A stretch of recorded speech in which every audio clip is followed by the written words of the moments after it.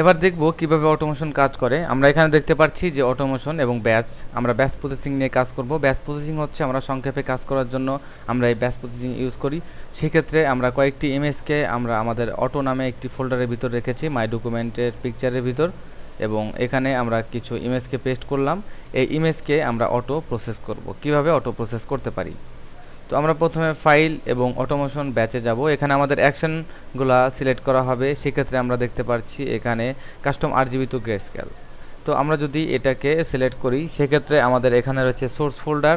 আমরা source folder choose করেছি আমাদের পিকচারের অটো, এবং এখানে আমাদের রয়েছে আমরা সেভ অ্যান্ড ক্লোজ, অথবা আমরা ফোল্ডার সিলেক্ট করে আমরা চুজ করতে পারি। সেক্ষেত্রে আমরা অন্য কোনো ডেস্টিনেশন চেঞ্জ করতে পারি। সেক্ষেত্রে আমাদের library, picture, my picture, auto এবং সেভ অটো।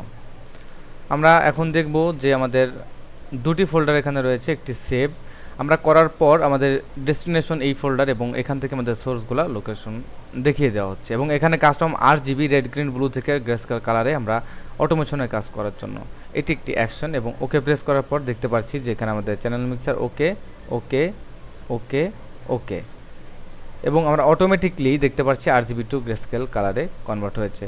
আমরা এখন যাব লাইব্রেরি, এবং এখানে পিকচারের উপর অটো, এখন দেখতে পাচ্ছি অটোমেটিক এগুলো কনভার্ট হয়েছে।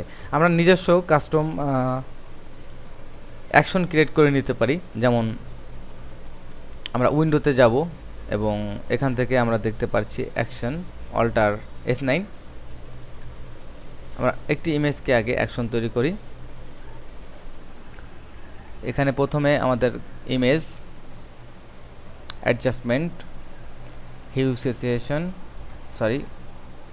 ইমেজ অ্যাডজাস্টমেন্ট হিউ, এবং আমার কালারটি আমি কিছুটা হিউ করব, এবং ওকে। তো আমরা নিউ একটি রেকর্ডে আমরা এভাবে যদি এটিকে অ্যাকশনে পরিণত করি সেক্ষেত্রে কেমন হতে পারে। আমরা নতুন একটি ফোল্ডার, এবং এই ফোল্ডারে মাই কাস্টম অ্যাকশন, ওকে।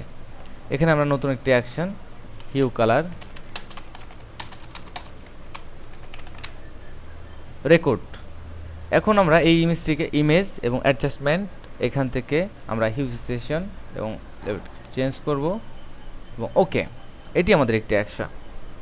এবং ইচ্ছা করলে এরপরে একটি টেক্সট আমরা দিতে পারি, new text hue colour select, এবং টেক্সট সাইজটি একটু বড় করি, এন্টার করি। এখানে দেখতে পাচ্ছি হিউ এবং মেক টেক্সট এবং মুভ, এখানে আমাদের অ্যাকশন, এবং এখানে স্টপ করি। এবার আমাদের এই অ্যাকশনটি করার পরে এটিকে ক্লোজ করে দিই। আমরা এবার অটোমেশনে যাই, ব্যাস। আমরা দেখতে পাচ্ছি যে হিউ কালার নামে একটি অ্যাকশন এখানে চলে এসেছে, মাই কাস্টম অ্যাকশন, এবং ফোল্ডার আমাদের পূর্বে চুজ করা রয়েছে অটো, এবং এখান থেকে ডেস্টিনেশন ফোল্ডার আমাদের সেভ অটো। আমরা এটাকে ক্লিক করার পর আমরা ওকে প্রেস করব। দেখতে পাচ্ছি যে এটি আমাদের অটো সেভ, এবং PSD না, এখান থেকে আমরা JPG ফরম্যাটে সেভ করতে পারি, ওকে, এবং 10% ওকে। আমাদের নেক্সট ক্লিপ, এখান থেকে আমরা JPG এবং সেভ করতে পারি, ওকে। এবং এরপর আমাদের পর্যায়ক্রমে একটি একটি করে এরকম দেখাবে ইমেজ অটোমেটিকলি। অটোমেশন করার জন্য আমাদের অ্যাকশন ব্যবহার করতে হবে। তো এভাবে আমরা দেখলাম কিভাবে অটোমেশন দিয়ে সুন্দরভাবে কাজ করা সম্ভব। এটি আমাদের মডিফাইড, এবং প্রত্যেকটি ইমেজেই আমরা যে অ্যাকশনটি ব্যবহার করছি অ্যাকশনটি আমরা অটোমেশন দিয়ে ব্যবহার করতে পারি। তো ধন্যবাদ। আমরা নেক্সটে আমাদের অন্য অন্য যে অপশনগুলো রয়েছে, যে অটোমেশন কিভাবে আমাদের ইমেজকে আরও হেল্প করে, যেমন ক্রপ ফটো, এই ফটো ক্রপ করার জন্য আমরা অনেক সময় স্ক্যানিং করি, এলোমেলোভাবে সাজানো থাকে, কিভাবে ক্রপ করে সেটা আমরা দেখব। ধন্যবাদ।